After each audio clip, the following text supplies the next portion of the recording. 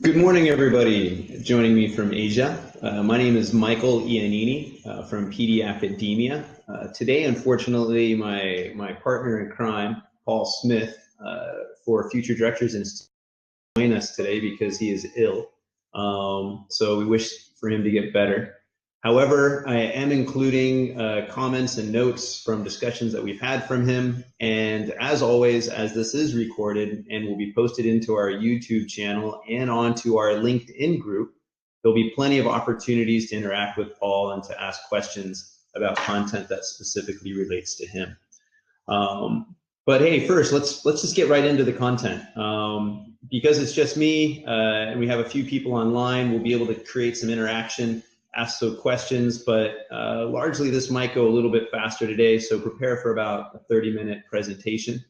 And what we're talking about is using effective communications to get the best from your school board. Why is this important? Because let's be honest, we're coming into a boardroom where we might have a lot of professional respect for the people that are with us.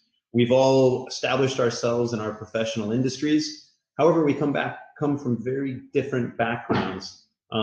With that said, we're going to have different ways of thinking, processing, and communicating. And based on that disparity, often there's going to be barriers to communication that we have to overcome. Now, in a environment where we have a collegial feeling, professional respect for each other, often we will agree to disagree, or we won't directly engage in conflict, but we might passively, aggressively try to put forth our points. The most important thing for boards that are meeting, monthly, maybe only 5-6 times a year, is that they make the most of their time together and communicate as directly as possible, but also with as much respect and assume as much positive intent for each other. And in order to do this, I want to get us to our first slide. And this is where I'm talking about aligning values and establishing purpose. In order for us to be able to communicate effectively, one of the most important things is that we share values and beliefs about the work that we're doing together. Now, this doesn't mean that we're going to create groupthink. Everybody has the same values and the same beliefs. But we have to be aware of each other's values and beliefs and try to align them as best we can by creating a story or a narrative about how together we're much stronger. With this said, the first place we start at is just by surfacing each other's values about education and the work that we have to do. Next, we look at the beliefs in terms of how we're going to do that work. And then additionally, we go into identifying the behaviors that will specifically demonstrate those beliefs that allow us to put it into practice. Now, when I take a look at work from James Collins, his work with Good to Great, a great Harvard Business Review article about Built to Last, he talks about having core values and core purpose. And these combined equal your mission. And often within a school, we get confused by the fact that a school has a vision and it has a mission, and that's about it. But ideally, mission is throughout the organization. At every level, they interpret their mission specific to their context. And when we're able to do that, then our meetings are going to have much more purpose. And for those that are involved and that had buy-in to creating that mission for that team, so in this particular case, the board, you're going to be in a much better position to work with each other because you're going to be focused on that one singular purpose. And it's going to be values-based, those core values. Now, that's easier said than done. However, at the heart of communication is understanding that a lot of what we're communicating stems from our values and beliefs. And the better that we're aware of others' values and beliefs, the easier communication will be. Now, in terms of creating a mission statement, well, there's a lot of papers out there and different ways to facilitate this process. This is not one of my intentions to go into today, but ultimately, if this is something you think that will benefit your board, then take a step back, take time during your next meeting, or engage individually with each one of your governors, and just start getting to try to get to the heart of the idea about the values and beliefs they have around governing the school. What drives them and what specifically motivates them. I find that many governors shy away from this conversation just because they don't want to feel like they're impressing upon others their own views, or they don't feel they may be relevant. However, it's still important because those values, those underlying values and beliefs are still going to be driving a lot of your decision making and how you communicate. So when we begin with communications, let's start with the heart of it, and the heart is values. As we proceed and look at communications, let's take a look at it from a more structural component. And in terms of structuring of communication, we're looking at body language, we're looking at voice, and we're looking at language. Now, for many of us coming into a boardroom, that we may have prepared what we're going to say. Many of us might even have prepared presentations or speeches to give to our board members about things that we're passionate about. Something that's important to note is that for many of us coming in with different cultural contexts or backgrounds, is language can be quite deceiving because we could interpret it in so many different ways. So understanding that language is a multi-componented, there's multiple components to language, and how we communicate is very important. Understanding your body language and ensuring you have good control of it while you're communicating, your tone of voice, that it's speaking to your audience. It's not yelling at them, it's not speaking too softly so they don't understand the message, but finding that right tone and pitch that's appropriate to the topic that you're speaking about is incredibly important. And then as well as the words that we're using. Now, interestingly, some work done in the 70s by a researcher named Moravian. And in fact, he actually wrote a book about this in the 80s. His book was called Simple Messages, or Silent Messages, A Wealth of Information About Nonverbal Communication. Moravian wrote this book in 1981. But his research stemmed from the 70s, and it was quite controversial at the time because what he was speaking about was how to influence communication. And based on these three components of communication, he himself had derived a certain, you can say, equation for what effective communication is. Now, here I have for you a small quiz. And putting into or using metaphor for body language, voice, and language. Please see dance as body language, music is voice, is language. Now, each one of these components of communications has a different impact when we're communicating our ideas, our opinions, or our emotions, those things that we're quite passionate about. And when we think about and reflect upon the form of communications that are going to be or have the greatest impact, Moravian and his colleagues found that you could almost create an equation based on the number or the percentage of impact that it would have. So he identified these numbers as 7, 55%, and 38%.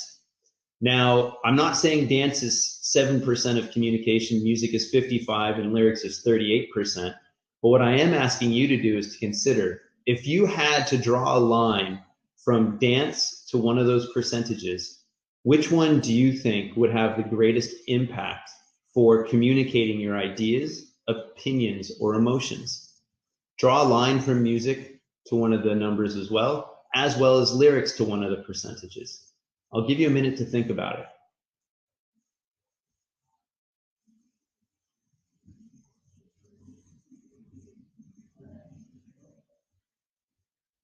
All right, so important to remember, this is about ideas, opinions, and emotions. And this is not related to only one culture. This is seen cross-culturally, and I'll explain why in a minute. But first, for those that would have said that body language is the most significant form of communication, you were right. Body language makes up 55% of communication. Music, or the tone of voice, makes up 38%, leaving words with only 7% of communication. So what does this all mean? Well, when we're in the boardroom and we have limited amount of time with our other board members and we have to influence them based on what we feel is best for the school and the community, we have to take into consideration that we have people in that room with different ideas and perceptions about the issue that we're talking about. They're seeing it differently. And because they're seeing it differently, they're going to respond differently to what you're saying. And how they're going to be responding is based on largely your body language and your tone of voice. So if we're speaking about something very passionately and it contradicts with the other person's beliefs or values about that particular agenda item, they're going to respond differently. They're going to tune out the words that you're saying, and they're going to begin creating their own about what you are saying. And it's not necessarily going to be the same narrative that you are storytelling. So how we can look at this is through another lens on communication research called the ladder of inference.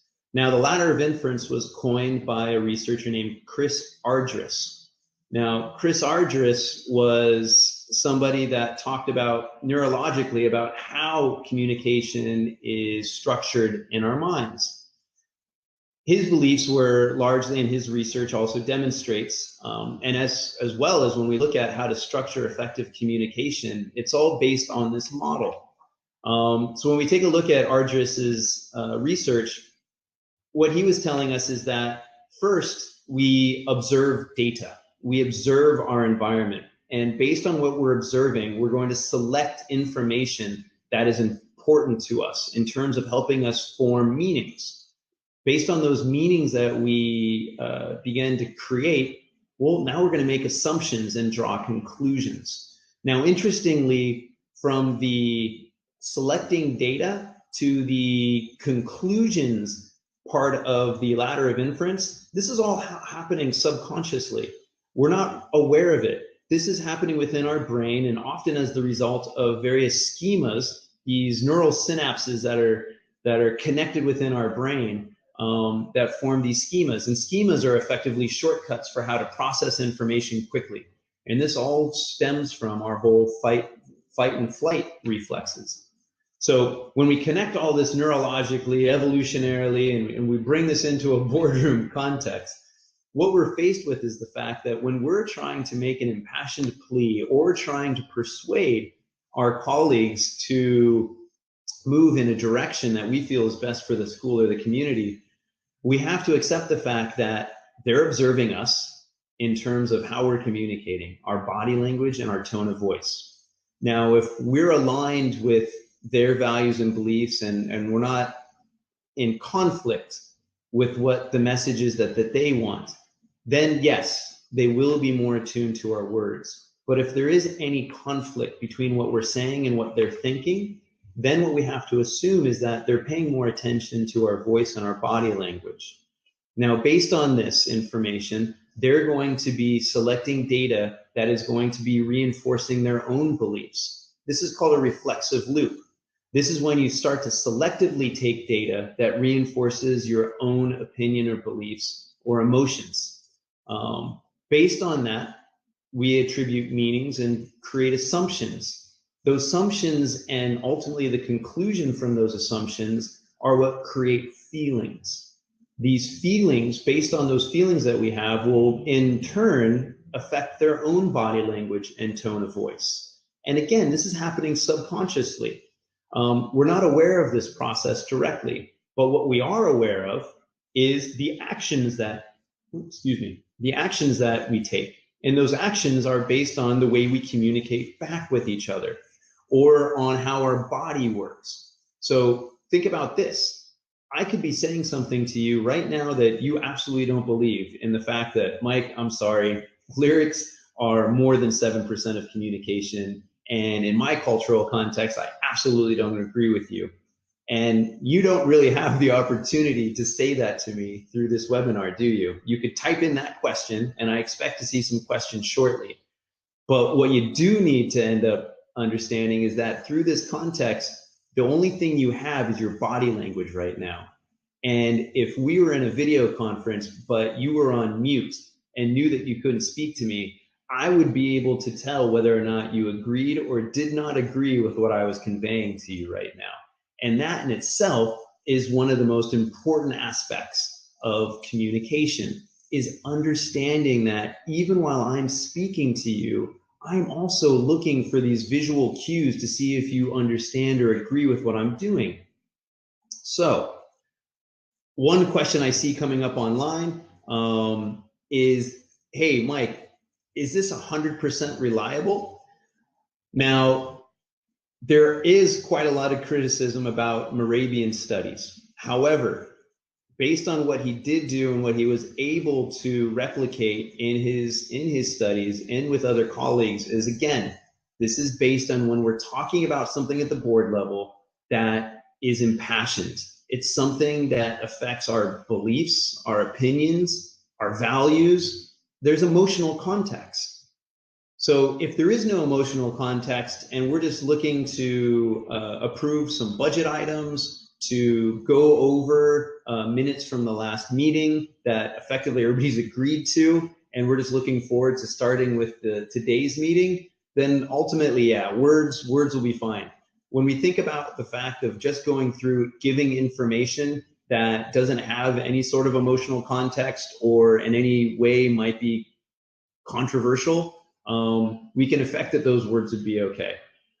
However, though, when we do start talking about potentially hiring a new principal, dismissing a teacher for various behavior reasons that is beloved by the community, a mother on the PTA board stressing that somebody has behaved inappropriately and is causing the community to basically ask the board to solve this problem or this crisis, or somebody complaining about the reading materials that their kids are getting, well, then know this is going to evoke these emotions and passion.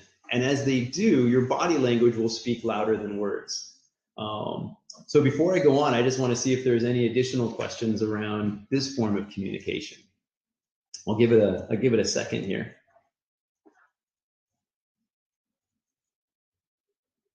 All right.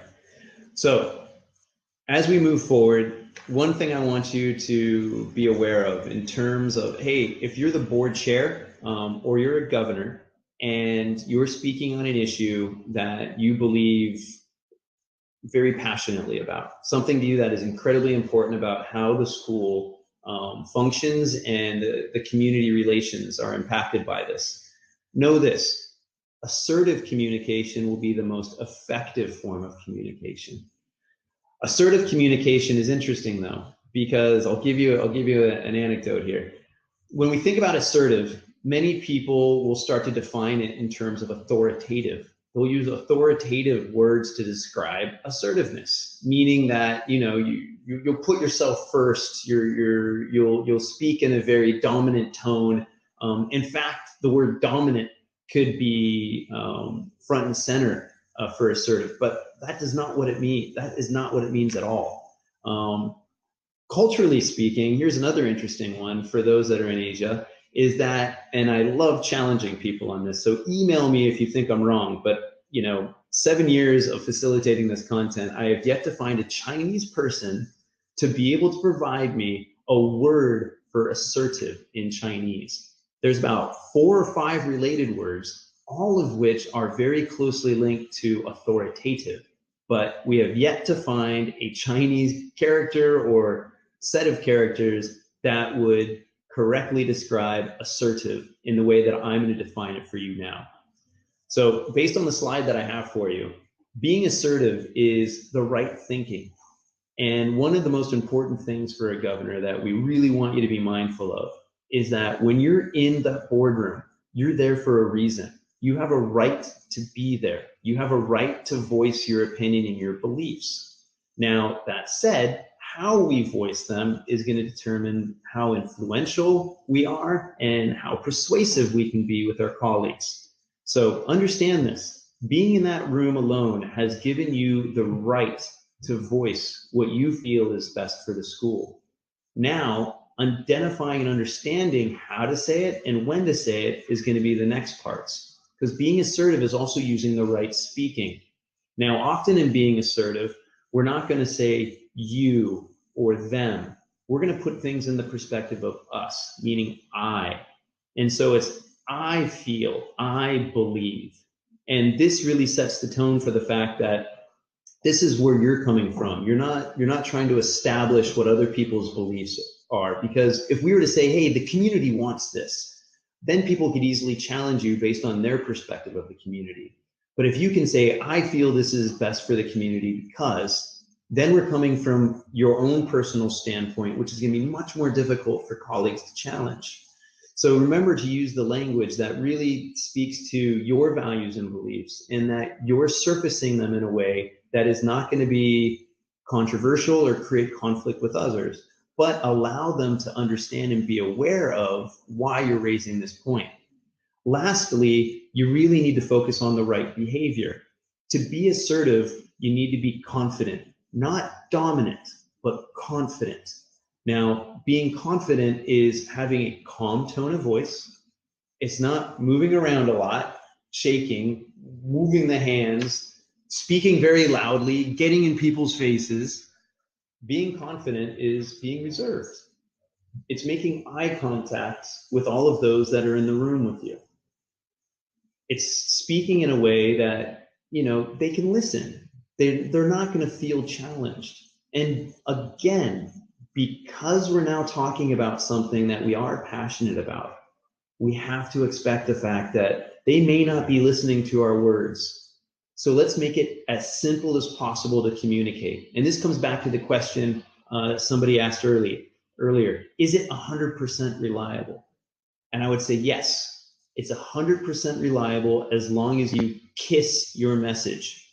Keep it short and simple. Don't try to over elaborate, but try to make your point and use as simple a language as possible and make that point as clear as possible and as short as possible so that you can get to the heart of the matter. So speaking assertively, use the right language, speak from your perspective. Don't try to impose upon others or use other people's perspectives. Next, use that right behavior, understanding that this is the way we speak assertively. All right, I see a question coming in from David. How can we introduce this sort of discussion with an established board that find it hard to be open with each other? That's a great question. Now, the best time to do this, I would say, is let's look at our end of year or beginning of year retreats. And in fact, what I'm going to do is I'm going to kind of go into our next slide here, and we're going to start talking about DISC. Now, DISC is a tool about workplace behaviors and communication styles. And if I were to say the best way to introduce this to a board where I've been 100% successful is when we have that end of year debrief, or we do the beginning of the year retreat. And sometimes there's a mid-year strategy session that I'm leading with the boards. And what I'll do is, if the board hasn't done this before, is I'll ask them to do effectively a 45-minute to an hour and a half DISC session. Now, DISC is it's a behaviors assessment.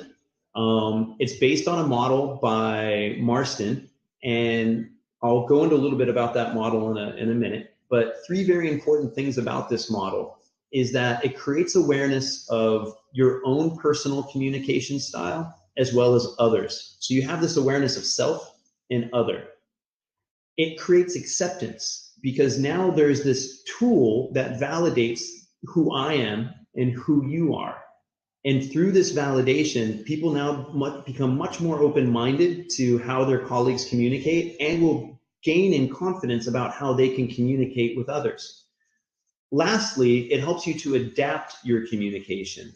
So if you want to be persuasive, if you want to influence members of your board, then this particular tool I have found to be quite helpful.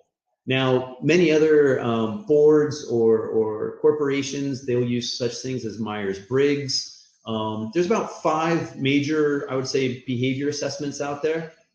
We confuse them with personality assessments, but again, well, not again, but I will be stressing this again. I want to stress the point that we're not talking about personality. We're talking about behavior. Behavior is observable. It's adaptable. Personality tends to be much more rigid and enduring. So I like to use DISC because it's more behaviors focused than, say, Myers-Briggs. It's much easier to process. You can actually process it in a 45-minute to an hour-and-a-half session. So you can create this environment so that you can communicate in a much more effective way. Now, to give you a little background about DISC, in this particular process, or in this model that Marston created, a very interesting gentleman, by the way, born in the 1920s, as many of the communications and social behavioralists. They were all born out of the early 1900s. And interestingly enough, when you actually do your research on all the various models, whether it be a Myers-Briggs or a Marston's, they were all affected by Carl Jung. Now, or influenced by Carl Jung. Now, when we take a look at Marston's model, what I like about it is that he looked at, from this social behavioral lens, about how emotion impacts people's behaviors. And effectively, when we take a look at the environments that they're in. So now Marston believed that there were, within the environment, you either felt stronger than the environment or less strong than the environment, meaning that if you're stronger than the environment, you can affect change. If you're less strong in the environment, you alone cannot affect change. Now, additionally, he had, when we take a look at these quadrants he also saw you as being either seeing the environment as favorable or unfavorable. Now, when we take a look at this model completely, what he came up with was 4 different profile types. First, we have the D. And D stands for dominant, but I don't want you to think this is a dominant type of personality.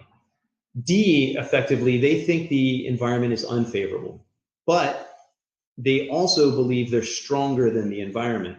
So somebody who sees that the environment is unfavorable but are stronger, they're going to be prone to action. They're going to want to do things. They're not going to be happy waiting, talking, or dotting the I's and crossing the T's. They're going to want to get right into solving a problem. Now, I believe that many of you within your boards, you probably know who this person is, but I want to caution you that do not stereotype overtly like this. Engage in conversations and try to get to the heart of understanding how that person feels within this environment. Next, you look at talking about favorable environments and as well as the environment. This is your I. They're going to be your cheerleader. This is the type of person that can go out into the community and really build momentum and build consensus around ideas. Now we take a look at those that feel the environment is unfavorable, and that's going to be the S. Now the S feels, well, I should say they're less strong in the environment, but the S feels the environment is favorable. However, because they alone cannot affect change, they're gonna prefer to collaborate with others, and they're gonna try to influence others to say, hey, we can do this, we can make change, but we can't do it alone. We look at the C, and this person feels the environment is more powerful than them and it's unfavorable. We can see them as Chicken Little with the sky is falling, oh no, but that's not the case at all. They have coping mechanisms, and their coping mechanism for dealing with these adverse conditions is just by being much more analytical. They want to be very sure that everything is done correctly. Now, based on this model, what we can see is that, hey, we all process information differently. We all have different coping mechanisms for the environment that we're in. And effectively, our school this year, let's look at a school that perhaps has, in the last 7 years, has had 5 different heads of school. And now we're basically coming to that point where the community is growing really restless. There are people that want to join the board as activist governors. And it's creating a lot of animosity around the school, and the board members themselves that have typically for a long time had this very collegial and polite relationship are being pushed to the brink of, hey, what's the best way to proceed? Now, a lot of boards situation in the last few years. It's actually quite surprising how many schools are going through this particular issue, especially in the last 5 years. And DISC has been such a great tool for them just to get grounded again, just to get a good appreciation for how they're looking at the problem and the different types of solutions that they're going to begin to proffer, the different ways that they're going to approach the problem. It's really opened up communication and has encouraged people and made them more confident in terms of engaging with governors in a much more productive way. And as opposed to saying, hey, this is the way you communicate, or this is your idea, they actually have a shared language. They joke, oh, that's such a D thing to do, but you know what? We need a little C right now. And so, when I reflect on Marston's model, I want you to think about some of the boards that I've worked with. Here's an interesting sample of a board. And for the most part, what I'm going to call, this is a self-perpetuating board. This is a board that, you look at it and you could automatically say they have this very self-perpetuating, no, not self-perpetuating. They have this very nice distribution. They have a lot of people representing in each one of the profile types. So they should be able to bring together some, be able to problem solve and bring together some great ideas. But on the flip side, what else are you noticing in this type of board? They're also approaching it from very different perspectives. And therefore, it can be very difficult to build consensus and make decisions. So again, if you're a chairman or a subcommittee chair, or just a board member in general, and you're getting frustrated by your board's inability to affect change or make decisions, well, let's take a step back and let's just understand how each other think. And this type of distribution can be very telling to a board that says, hey, we need to take a little bit more time to utilize each other's strengths and not allow those strengths to be obstacles to communication. So this awareness is incredibly powerful. And again, 45 minutes to an hour and a half, and you're basically have worked through it.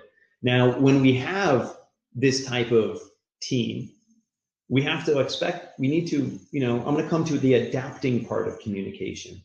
So to adapt communication and understanding that people have different work styles and different communication styles, we also have to communicate differently for them. And this is the part that can be very challenging, is being able to step outside your own comfort zone and to try to put yourself into the shoes of another person and think, what's the question I can ask that's going to help me get to the heart of how that person feels? Or effectively, what questions do I need to be considering that they're thinking and asking? And how are they doing it? So that when I respond, I'm able to provide information that's going to be more aligned with their beliefs, so that they're more focused on my words and less on my body language or tone. So here's some questions to open thinking. Let's start with the D. The D is going to be very direct. Why is this important? And if we're talking to a D, we're going to tell them this is why it needs to be done. And the D is going to be very satisfied with that response more often than not. Now, of course, we still have to structure the communication from that assertive perspective, right? Easier said than done. So structuring communication is still incredibly important. But as long as we're communicating aligned with their values and beliefs around their work styles and their communication styles, they will listen to the words more. Next, now we're looking at the I personality. Oh, I got to be careful. I called it a personality. It's called a profile type, all right? Personality implies that it's enduring and unchangeable. That's not the case. We adapt these coping mechanisms based on the environment that we're in. And a board over a period of 5 to 10 years, that environment can change. So let's take a look at what they're thinking. How will our school benefit from this? Now, the I is our cheerleader. They see things as being very bright. The future is very bright. It's before us. It's important that we pursue it. So ultimately, they're going to want to speak very positively. So you're going to have to mirror that and be very positive when speaking with the I as well. Next, we look at the S. The S is very concerned about other people. You can joke, you can call them the huggers. They need to hug because they feel, they can feel alone. But, at the end of the day, they just want to see people working together. So if you want to influence an S, you're going to have to speak to them from the perspective of the community, saying, hey, I believe this will help the community because, or I feel, this is in the community's best interest and this is how the community will benefit because. Parents, teachers, they're going to want to hear you using words of other stakeholders. That way they get the feeling that, all right, yeah, you have thought about this from my own beliefs, that we need a collaborative approach. Now for the C, they're much like a D in the fact that you can be very direct, but the C wants the details. In order for us to do this, you need to A, B, C. If you can delineate the actions and you can help them understand that it's been well thought out, then you're going to be in a much better place to influence them. And when we think about what the ideal team is, or the ideal board, yeah, we do have high Ds generating ideas and insisting on results. And they're asserting these beliefs. They're getting involved in the conversation saying, hey guys, we've talked about this enough. When can we move into action? We get our high Is saying, hey, that's a great idea. I'm gonna go out and start speaking to parents to see what they think about it. Or alternatively, we could finish a meeting saying, hey, this is an area we're gonna research further and we're gonna come back and make a decision about it. Well, let's send our I out there to start talking to the other governors and start building consensus.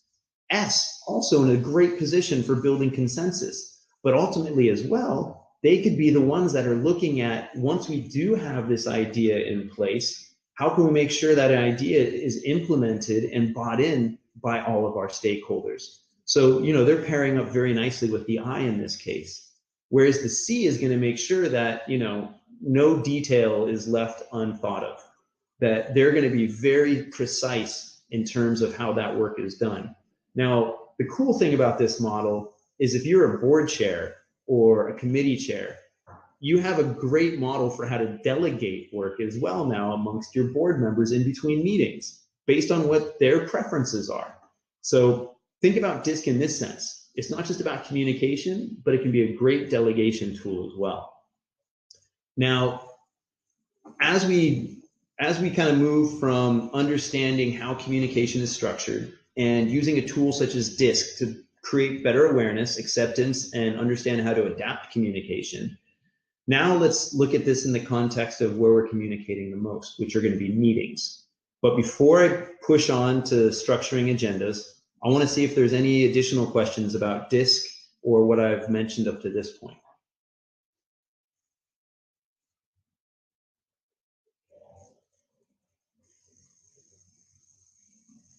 All right. Oh, so how can we access DISC? Oh, great question. To be quite honest, there are hundreds of DISC providers globally. Myself I'm based in Hong Kong. My actual, I guess you can call them supplier, is actually based in Shanghai.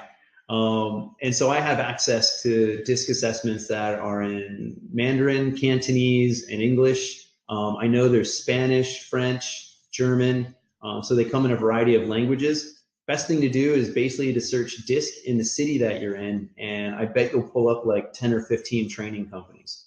Important thing about accessing DISC though, is don't think you can just take the assessment and not have it professionally facilitated. I've seen where people have, well, here's a great example for you. It was just Thanksgiving and I love to cook. And, talking to my other friends that are chefs, we've been sharing different recipes about how to prepare the turkey. Well, based on some of these chefs, they're very good cooks, and don't call them a cook, but they're excellent in the kitchen. If I tried their recipe based on what they gave me, I guarantee it would not come out the same. I could use all the same ingredients, I could prepare with the same equipment, but it would not have the same effect. It would not have the same taste. And the same as if I gave them my recipe, they would probably not be able to recreate that same experience based on how I've been successful. DISC is very similar. It's the ingredients, but you need a chef to prepare it for you. Someone that can help people get that full experience from it so that they actually use the tool. Otherwise, it becomes just a novelty. So back to that question about how do we access DISC? Google search a provider, a supplier, but make sure you have a professional facilitator for about a 45-minute to an hour and a half period. Another question, our board's problem is either people don't talk at all or they talk too much when it comes to discussions. How can we make it more inclusive? Great question. I'm going to actually talk about that in 2 seconds with some content that Paul provided about protocols. Now, protocols are actually very, also can be very controversial because it can make people feel like it's prescribed communication and it's preventing them from being able to naturally communicate the way they're most comfortable. However, when protocols are used correctly at the right time, they are the most effective way to address getting that balance between people not talking enough and those that are talking too much, and as well as that inclusion factor, because effectively protocols create equity. And I'm going to give you an example of a protocol here in about, I would say, 5 minutes. But before we use the protocol, we have to understand what we're using it for. So I want to talk about structuring agendas.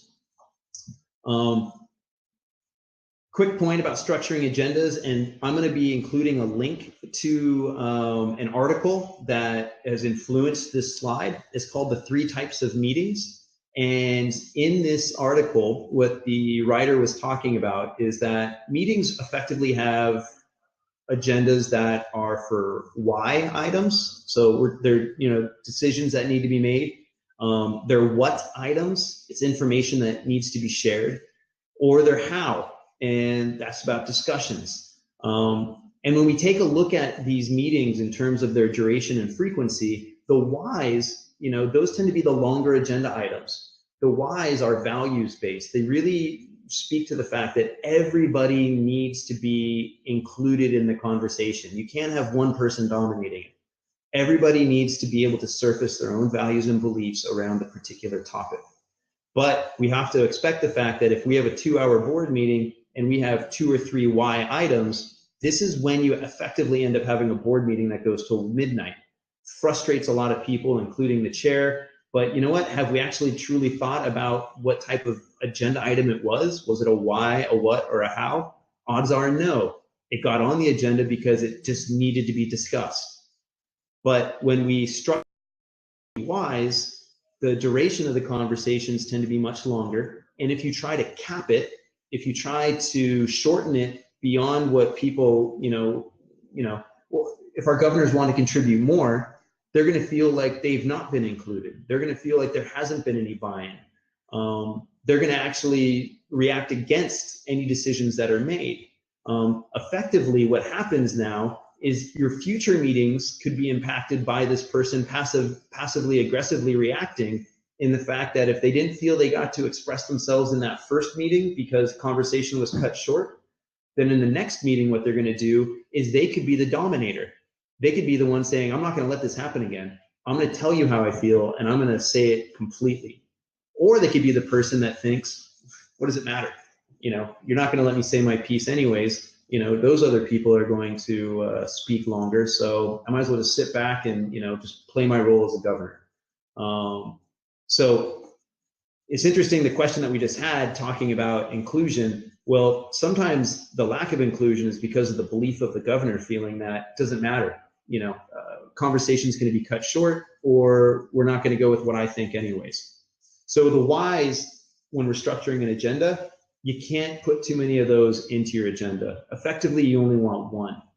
One of the best actually agenda ideas that was told to me was, think about like a bell curve. I'm trying to get it into my camera here, where you have the bell curve like this, right? Well, here at the bottom of the bell curve are the items. This is like where we're reviewing the minutes from the last meeting, maybe talking about actions that have been taken. And then as we get up to the bell curve, this is that one why item where we're going to spend the most amount of time talking. And then when we finish our meeting, we're going to be identifying the action items to talk about in the next meeting. And these are the things that are the hows. So what you have here is you might have a what, and then we come up here to the why, and you finish a meeting with a how. And effectively, that's a great way to structure a meeting because it provides enough time so that people can really get involved to the value and beliefs-based conversations. And then on the end of it, when we get to the how, that's where we have the discussions that lead to action.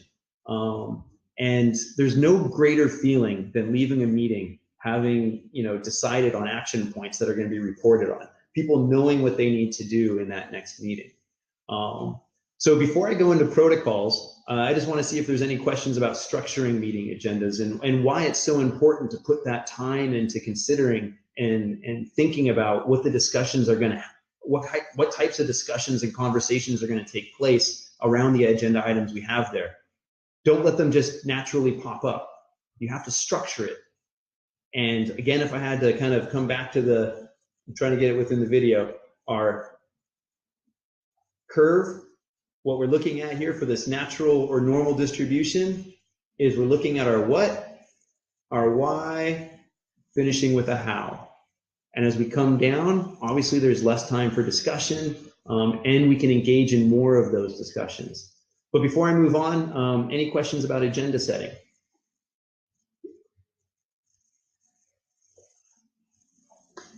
All right. So to finish out this webinar on effective communications, we're going to talk about protocols.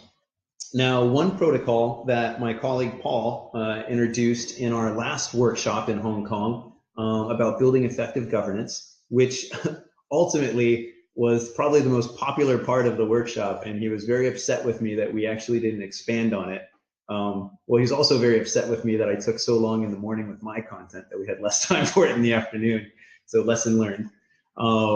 But this was an incredibly popular activity with our participants. And I have to admit that when I'm dealing with senior leaders, they love protocols. And in this particular case, we're using protocols for the why item. The why item in this particular case could be debate. Today's debate topic would be about every school board should include a teacher representative. Wow, this could be, a pretty hot topic when we start thinking about structuring the board. Do we want a teacher representative on here? Some people on that board might think, yeah, instead of us having an education committee, why don't we just have a educator, one of our teacher representatives here on the board? For many, they might think that is could be the head of school or a principal. But this is actually talking about an actual on-the-ground subject teacher, somebody without a leadership position, somebody letting you know how other teachers feel. And that could drum up the fact that, oh, great, we could have our board meetings be completely just over dramatic, and they could stereotype the worst case scenario of a teacher, because unfortunately this happens. We don't assume positive intent, and we tend to think this could be disastrous. So as a debate, you can imagine this is going to be pretty impassioned. So when we look at this debate and we begin to structure it, what we want to do is we want to look at two sides of the debate. And this protocol is excellent because what we're looking at in terms of this debate is the fact that you have now, you're forcing people to take a side, even if they don't believe in that side. And this was the magic for our participants in that workshop. So for this debate, you do it in sides. Say everything in support of one side of the debate, say everything in support of the other side, repeat for each member of your group. So in this particular case, and again, this is Paul's protocol, so he's going to have to allow me some creative liberties here in terms of how I interpret this, or how I would facilitate this protocol, is that I would split the room in half, and I'd say you're the for, you're the against. Based on this, I want you to come up with arguments for, you come up with arguments against, and then after each person has given their for or their against, I want the other side to paraphrase what they've heard.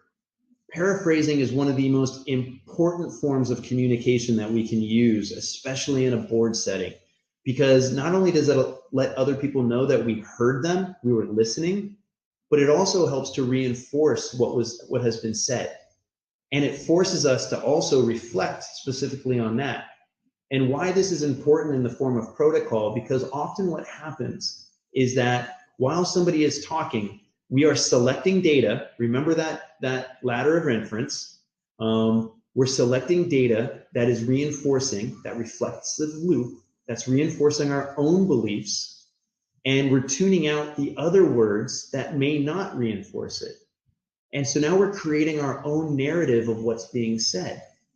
Paraphrasing forces you to actually go back and recreate the ladder that the other person has just climbed, making sure that you've paid attention to all of their points, not just the ones that were important to you. So what I like about this is that based on how we split people up, and we can even force people to say, hey, who's for and against? I want you to be on the opposite side then. So if you're against, you're going to be for, and if you're for, you're going to be against. But more importantly, I want you to paraphrase what the other parties are saying. Now, as we move through this and we look at the different rounds, every school board should include a teacher representative. What we're looking at, and as the instructions here state, is we have our first round.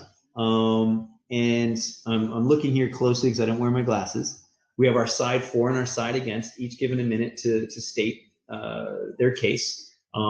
We go through round two, again, giving the opportunity to state their case. In each round, again, this is where I would say make sure that participants are paraphrasing what's being said. So I would actually provide a little extra time in here for that. Now, when we look at these instructions as well, attempt statements on each side. So let's make sure that these are clear, and I would say keep it simple, because again, keeping in mind that people may not be focusing on our words. So be succinct. Use views, don't ping pong. Know your views and those of the others, but stay specific to yours. Speak assertively. I feel, I believe. And again, during this protocol, there is no conversation. If I'm the person for, and I've said my point, or making my case for why it's important to have that teacher representative on the board, this is not an opportunity for those against to ask questions or engage in conversation with me. Effectively, I want them to paraphrase, and then I want them to state their point. Now, the importance of following this protocol in this way is that if we engage in ping pong conversation, what happens is all the time we have to explore the why of this topic gets lost in terms of going back and forth about one person's point, as opposed to exploring everybody's point. So we want to make sure everything gets on the table before we start generatively talking about it. And that's why we do it in different rounds, because it's fair to say, we're going to have people with more than one point to make, but we want to limit them, because guess what? The point they make, the person next to them might also make.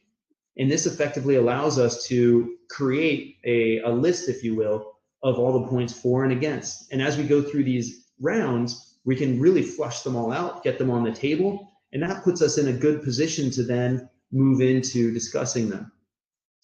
So when we take a look at this debate protocol, what we're looking at is, again, some debrief opportunities here. And some of the notes that Paul has left us is, which comment hit home?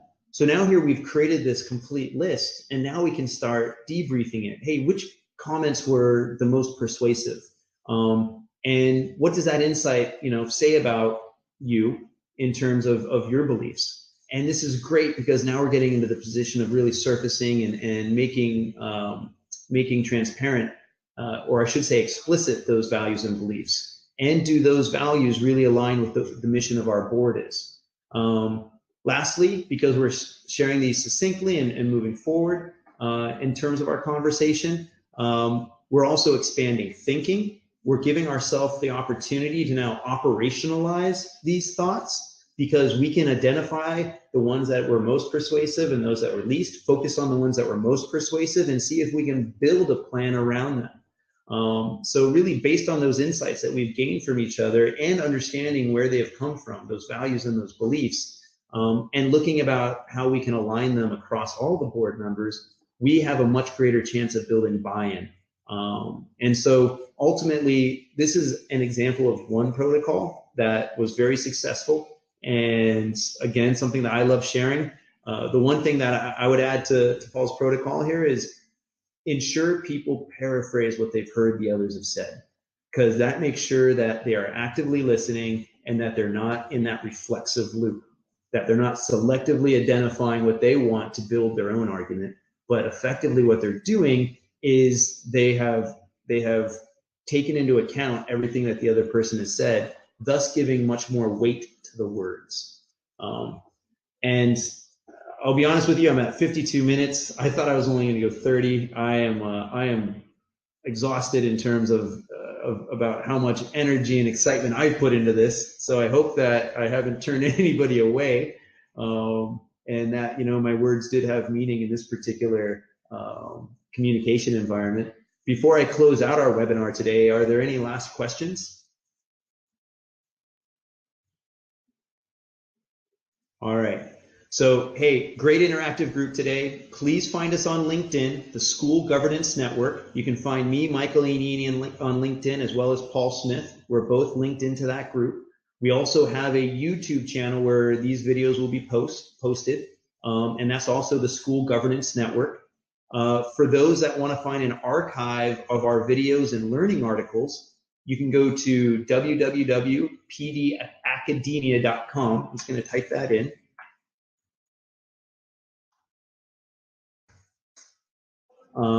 And there you'll find under Insights a list of all of our learning articles and videos related to leadership and boards. But hey, I look forward to connecting with you in the future, and thank you again for your patience today. This has been a very rewarding experience for me, and I look forward to seeing you in January when Paul and I do our next webinar. All right, have a great and happy holidays. Bye.